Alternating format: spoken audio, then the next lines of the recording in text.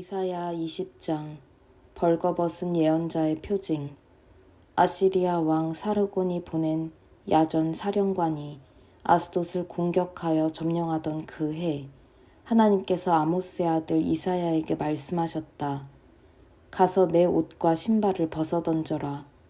이사야는 그렇게 했고 알몬과 맨발로 다녔다.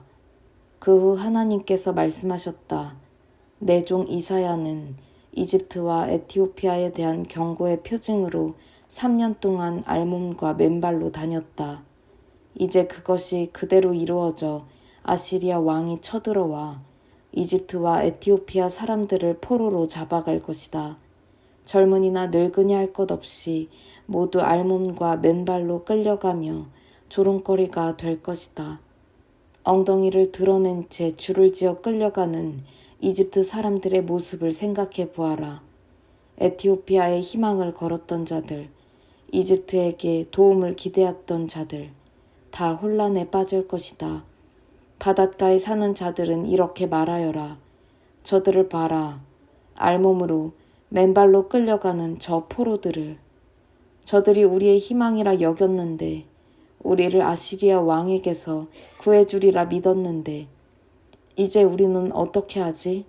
어떻게 여기서 빠져나가지? 이사야 21장. 바닷가 사막에 대한 메시지다. 거센 폭풍우가 네겝 사막, 공포 가득한 그곳을 거쳐 돌진해 올 때 한 준엄한 환상이 내게 임했다. 배신자가 배신당하고 약탈자가 약탈당하는 환상이다. 공격하여라 엘리마, 포위하여라 메데야. 페르시아 사람들아 공격하여라. 공격하여라 바빌론을. 내가 모든 비탄과 신음을 끝장내리라. 이 소식으로 인해 나는 고통으로 몸을 구부렸다. 해산하는 여인처럼 고통스럽게 몸을 비틀었다. 들리는 소리로 정신이 아득해지고 보이는 광경으로 맥이 탁 풀렸다. 어안이 벙벙해지고 공포에 사로잡힌 나. 느긋한 저녁 시간을 바랐건만 다가온 것은 악몽이었다. 향연이 베풀어지는 자리, 손님들이 기대어 앉아 호사와 안락을 누리며 먹고 마시며 즐기고 있는데 갑자기 소리가 들린다. 제후들아, 무기를 들어라. 전투가 벌어졌다. 주께서 내게 말씀하셨다. 가서 파수꾼을 세워라. 그에게 관측한 것을 보고하게 하여라. 전투 대형을 갖춘 말과 마차들, 나귀와 낙타 행렬을 보거든 땅바닥에 귀를 대고 작은 속삭임, 풍문 하나까지 귀담아 들으라고 말해두어라. 바로 그때 파수꾼이 소리쳤다. 주님, 저는 온종일을 매일같이 밤을 새워가며 제자리를 지키며 보초를 섭니다. 저는 몰려오는 그들, 전투 대형을 갖춘 말과 마차들을 지켜보았습니다. 그들이 큰 소리로 알리는 전쟁 소식을 들었습니다. 바빌론이 쓰러졌다, 쓰러졌다. 그 귀한 신 우상들 다 바닥에 맺혀져 산산조각 나버렸다. 사랑하는 이스라엘아, 너희가 그동안 많은 일을 겪었다. 맷돌에 넣어져 으깨졌다. 이제 내가 이스라엘의 하나님, 만군의 하나님께 들은 기쁜 소식을 너희에게 전한다. 에돔에 대한 메시지다. 에돔의 세일산에서 한 음성이 나에게 울려 퍼진다. 야간 파수꾼이여, 동이 트려면 얼마나 남았느냐? 이 밤이 얼마나 남았느냐? 야간 파수꾼이 소리쳐 대답한다. 아침이 오고 있다. 그러나 아직은 밤이다.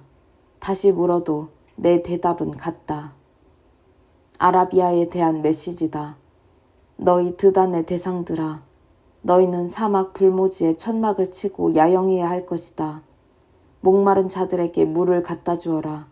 도망자들에게 빵을 대접해 주어라. 대마에 사는 너희여, 너희가 잘하는 사막의 환대를 보여주어라. 사막이 전쟁의 공포를 피해 도망쳐 나오는 피난민들로 넘쳐난다. 주께서 내게 말씀하셨다. 기다려라. 1년 안에 내가 약정하노라.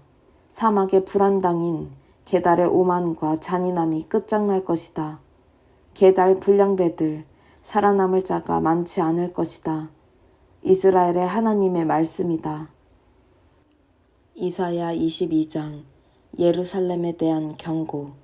환상 골짜기에 대한 메시지다. 지금 무엇을 하고 있느냐? 이 시끄러운 파티 소리는 무엇이냐? 길거리의 환호 소리, 박수 소리 요란하고 성읍 전체가 축제로 들썩이는구나. 존경할 만한 용감한 군인, 자랑스러운 전쟁 영웅 하나 없는 너희다. 너희 지도자들 모두 칼 한 번 휘두르지 못하고 붙잡힌 겁쟁이들이다. 너희는 싸움터에서 주랭랑치다 붙잡힌 겁쟁이들의 나라다. 그 소란 중에 내가 말했다. 나를 혼자 내버려 두어라. 홀로 슬피 울게 놔두어라. 다 잘 될 것이라는 말 내게는 하지 마라. 이 백성은 망할 것이다. 잘 되지 않을 것이다. 주 만군의 하나님께서 떼지어 몰려든 사람들로 요란해질 날이 이르게 하실 것이다. 환상 골짜기에서 서로 밀치며 우르르 도망치는 소리, 성벽 허물어뜨리는 소리, 산을 향해 공격을 외치고 아우성치는 소리로 요란한 날들, 옛 원수들, 엘람과 기르가 빈틈없이 무장하고 무기와 전차와 기병부대를 갖추고 쳐들어온다. 내 아름다운 골짜기들이 전쟁 소리로 이리저리 돌진하는 전차와 기병들 소리로 요란하다. 하나님께서 유다를 무방비 상태로 내버려 두셨다. 그날 너희는 방어진을 점검하고 숲 병기고의 무기들을 검열했다. 성벽의 약한 지점을 찾아 보수했다. 너희는 아랫못에 물을 충분히 저장해 두었다. 예루살렘의 모든 집을 조사하여 어떤 집은 허물고 그 벽돌을 성벽에 덧대어 튼튼하게 만들었다. 물을 충분히 확보하기 위해 커다란 수조도 만들었다. 너희는 이것저것을 살피고 둘러보았다. 그러나 너희는 이 성읍을 너희에게 주셨던 분을 바라보지 않았다. 이 성읍에 관해 오래전부터 계획을 세우셨던 그분께는 단 한 번도 자문을 구하지 않았다. 그날 주 만군의 하나님께서 소리쳐 이르셨다. 눈물로 회개하는 시간을 가지라고, 잿빛 옷을 입고 비가를 부르라고. 그런데 너희는 지금 무엇을 하고 있느냐? 너희는 파티를 열었다. 먹고 마시고 길거리에서 충판을 벌였다. 소와 양을 잡고 엄청난 잔치를 열었다. 술판, 고기판을 벌였다. 오늘을 즐기자. 먹고 마시자. 내일이면 죽을 테니.